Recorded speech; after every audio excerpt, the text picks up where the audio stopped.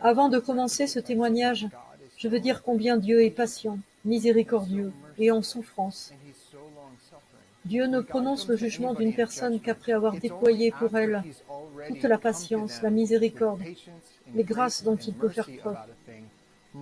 C'est seulement après avoir offert à la personne toutes les invitations possibles de se repentir.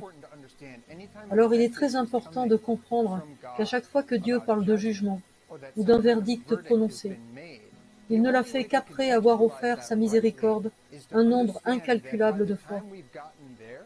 Honnêtement, je n'ai pas réalisé tout de suite qui il était. J'étais dans des difficultés, ma conscience était sans vrai repos. Je suis allé me coucher, me suis endormi. J'ai vu un homme surgir de l'obscurité et se placer devant moi, me regardant droit dans les yeux. Sa chevelure était plutôt sombre, et les traits de son visage étaient très marqués.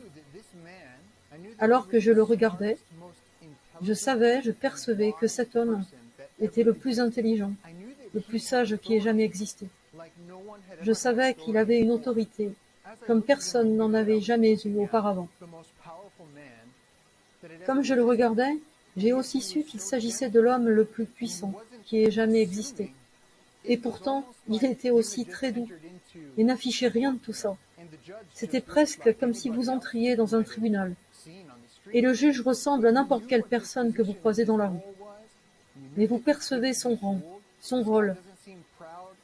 Vous sentez qu'il est sans erreur. Cet homme n'a pas la moindre once de fierté, d'arrogance ou quoi que ce soit dans le genre. En fait, il semble très humble. Et en même temps, vous savez qu'il a un contrôle total sur votre vie. C'est seulement après avoir intégré tous les attributs de cette personne que j'ai fini par saisir devant quelle personne je me trouvais. J'ai réalisé que cet homme que je regardais, c'était Jésus. Et j'ai réalisé que Jésus me regardait. Et il y avait de la déception dans ses yeux. Et il y avait de la tristesse dans ses yeux. Il a continué à me regarder, puis a levé sa main.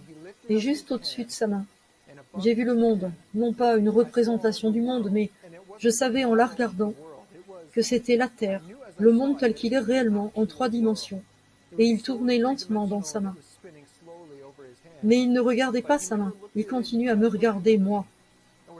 Je ne pouvais pas entendre 2 mots sortant de sa bouche. Je pouvais entendre ce qu'il pensait.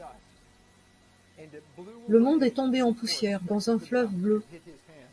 Et avant que des grains de poussière ne retombent dans sa main, j'ai vu de petites plaies, de toutes petites plaies tomber dans sa main, avant qu'il ne la referme et dise « Je prendrai ce qui m'appartient, puis c'en sera fini du monde. »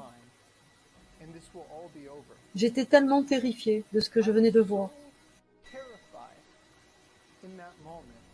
Je savais qu'il me disait « Je ne joue pas un jeu. Tu en sais plus à présent.